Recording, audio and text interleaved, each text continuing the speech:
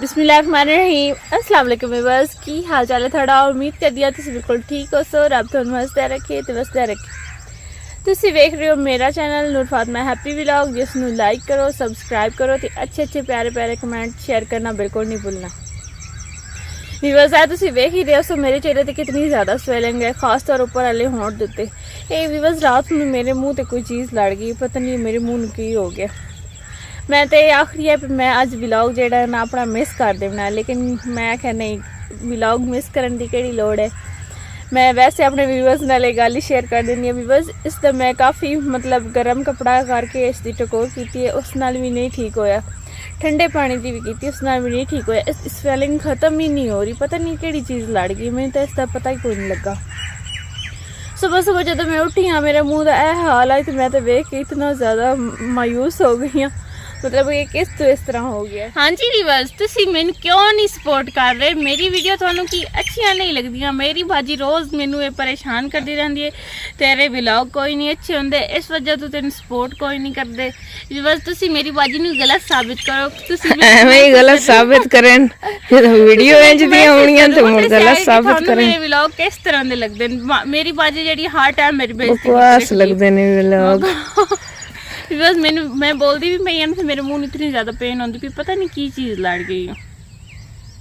तो मैं हुण मेडिसिन लैनी है तो अल्लाह करसी मैं बिल्कुल ठीक हो जासा। बस तुसीं भी मेरे वास्ते दुआ करें कि ए स्वेलिंग जिहड़ी है मेरी जल्दी खत्म हो जाए। सोहनी लगदी पई बड़ी, हाँ बड़ी सोहनी लगती पई। मैंने तो बिल्कुल अच्छी आजकल वैसे ट्रेंड चलता पे मोटे होंठां दा। ओए आ लियो अं तो ना कर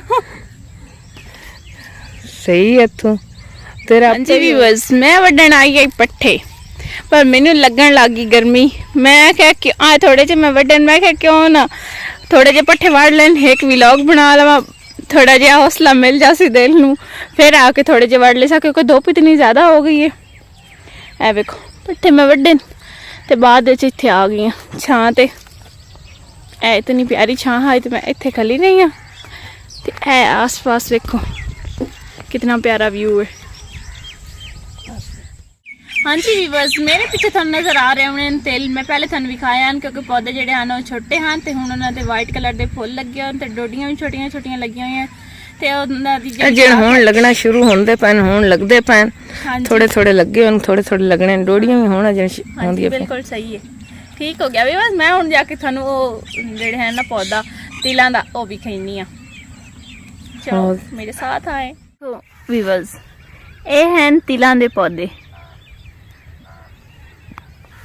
मतलब फसल तिलां दी। ए वेखो ए इसकी छोटी जी डोडी है आ वाली, इस दे विच इसदा बी लगना है। ए वेखो इसकी शाख ते भी थोड़ा नज़र आ रही है, वेखो माशाल्लाह इतनी प्यारी लगती है। ऐसे वाइट वाइट फूल हैं, ये हजे तक इतने ज़्यादा होने माशाल्लाह, इतनी ज़्यादा इससे डोडियां लगनियां ने, इन्हां दे वाइट जेडे फ्लावर लगे होने इस दे डोडियां बन जानियां ते उन्हां दे विच बी बनना। ए वेखो माशाल्लाह रब कैसा है मैंने उसको कब देखा है, पर तेरी आँखों में मैंने रब देखा है। ए मेरे पीछे थानू नज़र आ रहे हो ना साडा केलियां दा दरख्त, राती ये तो केले किसी चोरी कर लैन ते ओदियां जड़ियां शाखां ना वो भी तोड़ के चले गए। मैं हुण जा रही हूँ पौधा चेक करने वास्ते कि कितनी शाखा तोड़ियां इन्हें, वैसे तो सुबह से गया से लेकिन हुण मैं थानू चेक करा देवां कि ए वेखो किस तरह उन्हें चोरी की है। चोरां दे काम छड्डू तो हुण केले भी कोई नहीं कच्चे, मतलब कि चलो पक्के हुए होंगे तो मुड़ तो खैर में आ रही। ए वेखो इस तरह के 3-4 जेड़े हैं वो तोड़ के लैके चले गए। माशाल्लाह कितने प्यारे लगे हुए हैं, ज़्यादा भुन इंशाल्लाह केलियां ही नहीं छड्डू। तो माशाल्लाह इतने ज़्यादा इतने मिठे केले होंगे ना सादे पौधे दे।